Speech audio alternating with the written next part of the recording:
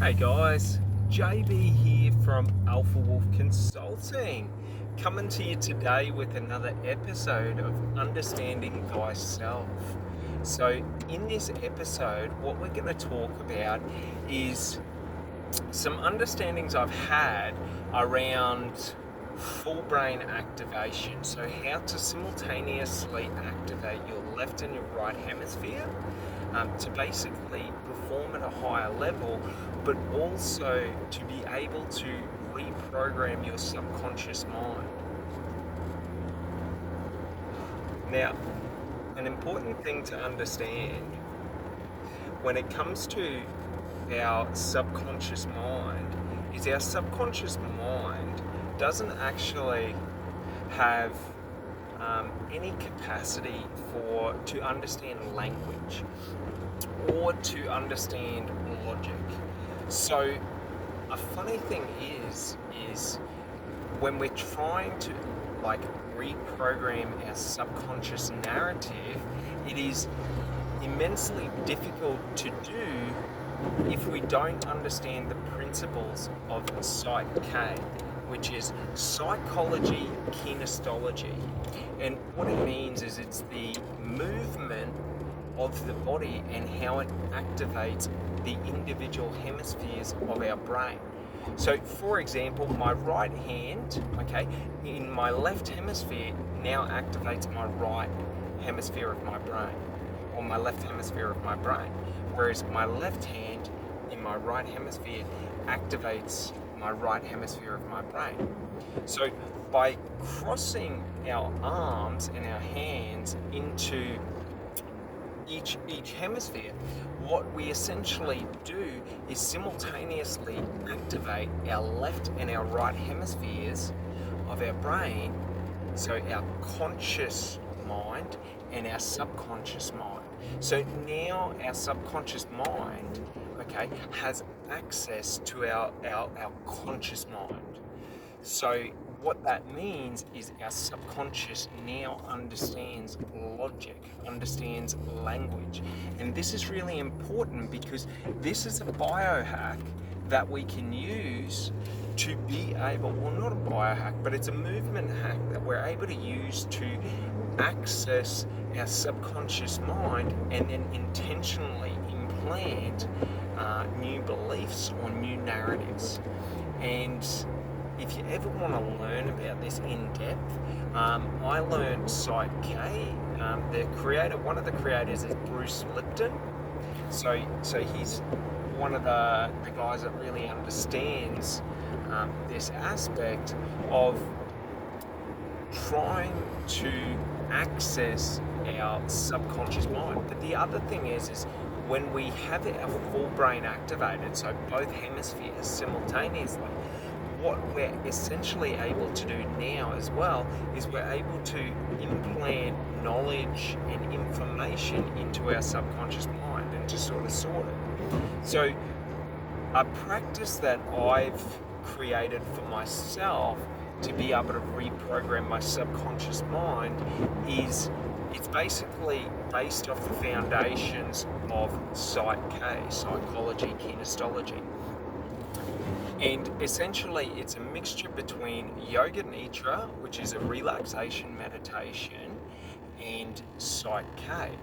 And what we're able to do is we're able to put ourselves into this relaxed state where we're able to now run through our past memories, and work through past trauma and negative memories. We're able to identify and work through negative beliefs. Because essentially what we're doing is we're allowing our mind to show us what is happening within our mind, we're allowing our subconscious to show us what is happening within our subconscious mind. And what we're able to do is then analyze that to work out what is causing these negative or limiting beliefs that I currently, hold or am experiencing in life.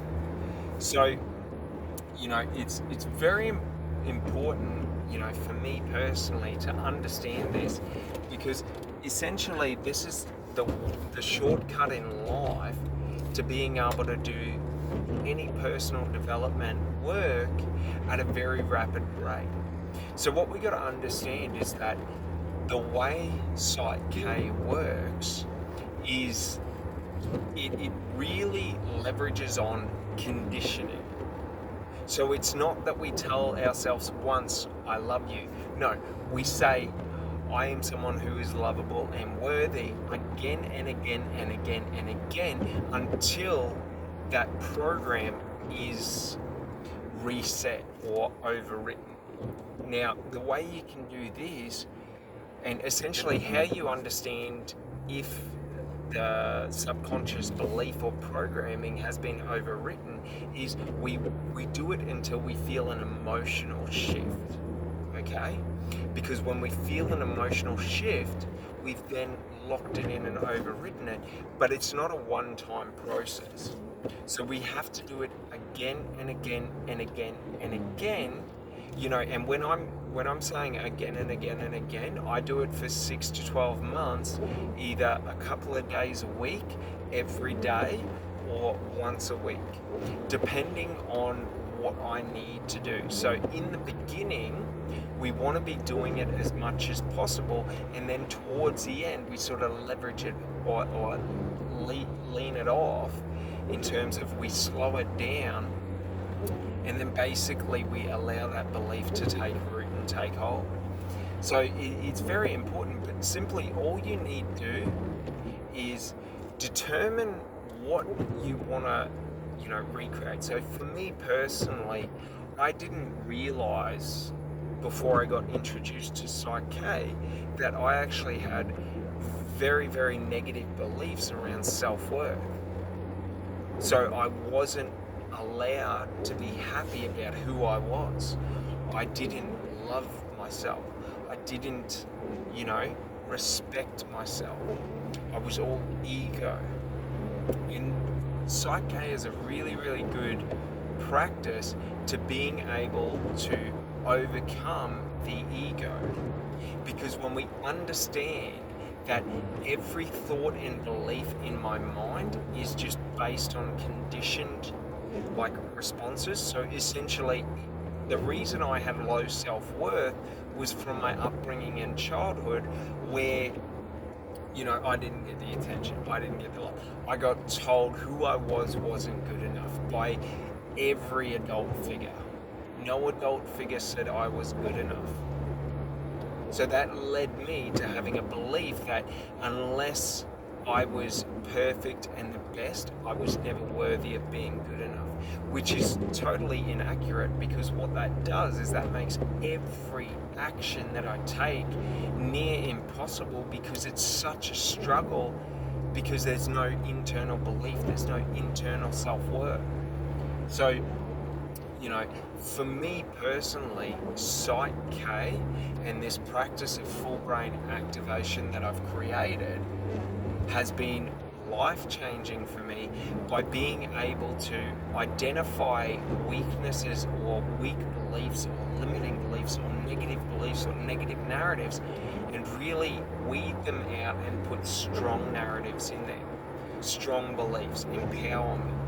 And that's the sort of key. And it's a simple 5-10 minute process that you repeat once a day, twice a day. All you got to realize is the more you do it on more repetition, so the more times you do it each day, the practice, the more days in a row you do it, the quicker you get the effect and the stronger the effects are. It's like going to the gym. If I work out for 1 hour a day, I'll get results. But if I want quicker results or better results, well, if I work out 3 times a day for an hour, I'm going to get there 3 times as fast. The lie in life is that you have to limit yourself, that you have to slowly do things, that you have to rest, and all of this. It's all just lies told by people who are lazy, who don't want to put the work in. Elon Musk said, if you spend 100 hours a week working, you will it will take you half the time to do what someone who puts in 40 or 50 hours a week can do. Like, the more time and effort you put into things, the more conscious awareness you have in your activities, the quicker and easier the results are to get.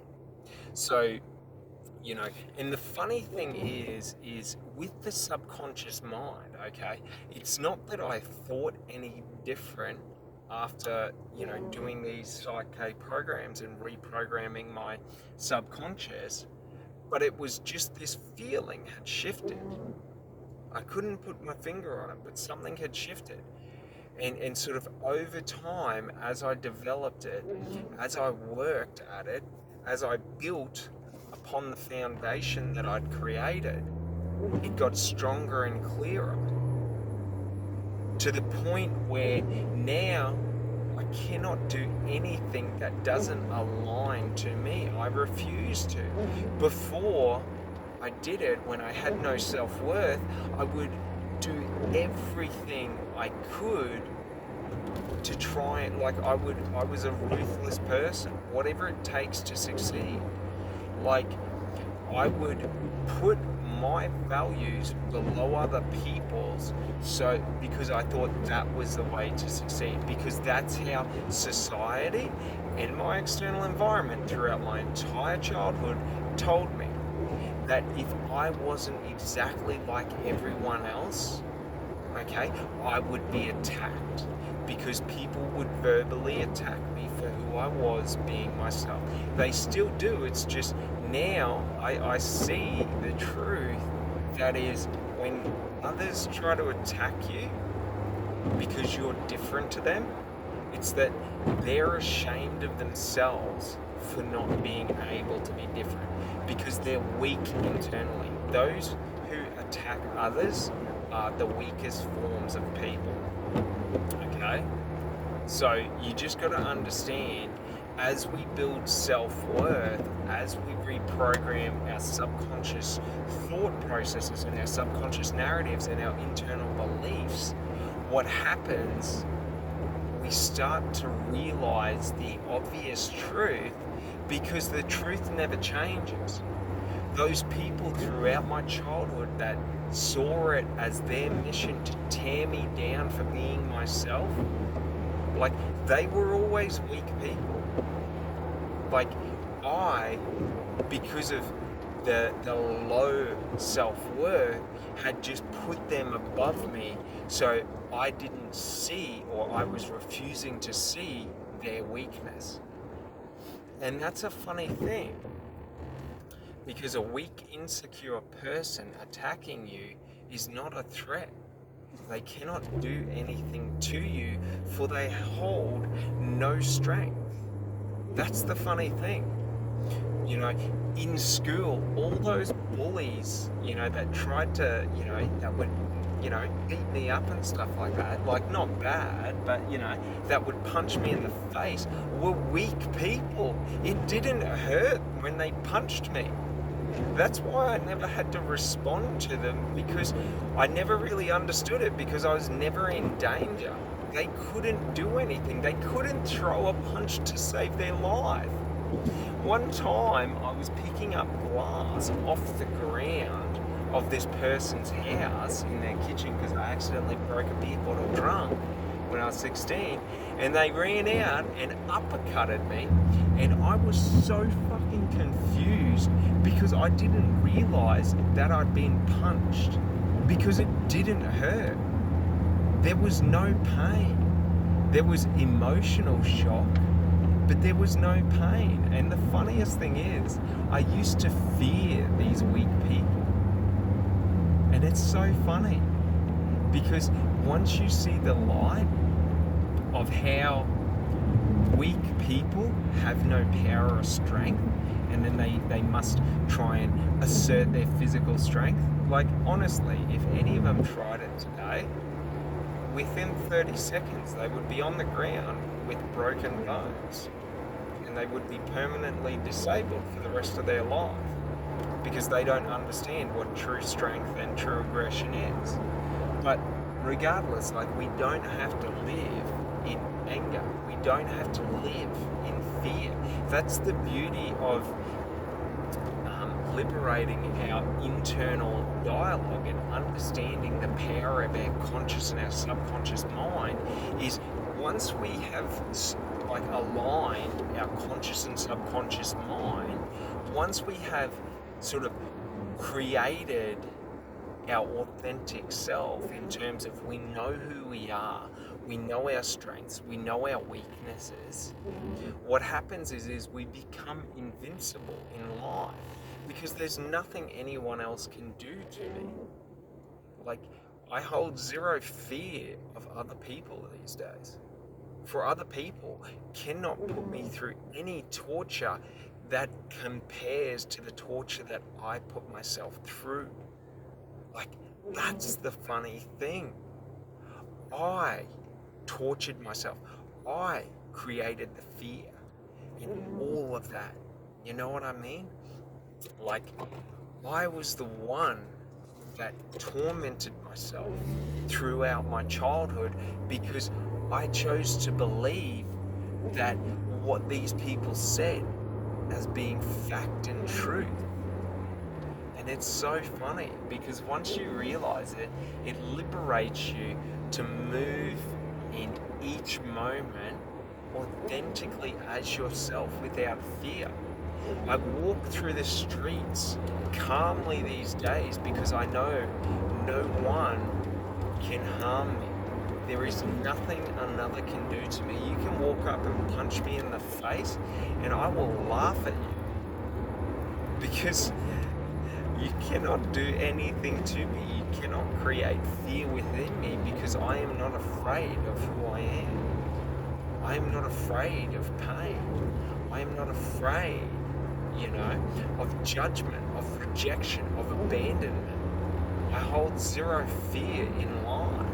And that's sort of, with this full brain activation process, what I've really understood is when we're able to root out all those negative limiting beliefs, the fears and all of that, like the fear of judgment, the fear of, physical attack. Like, when I say, like, I have,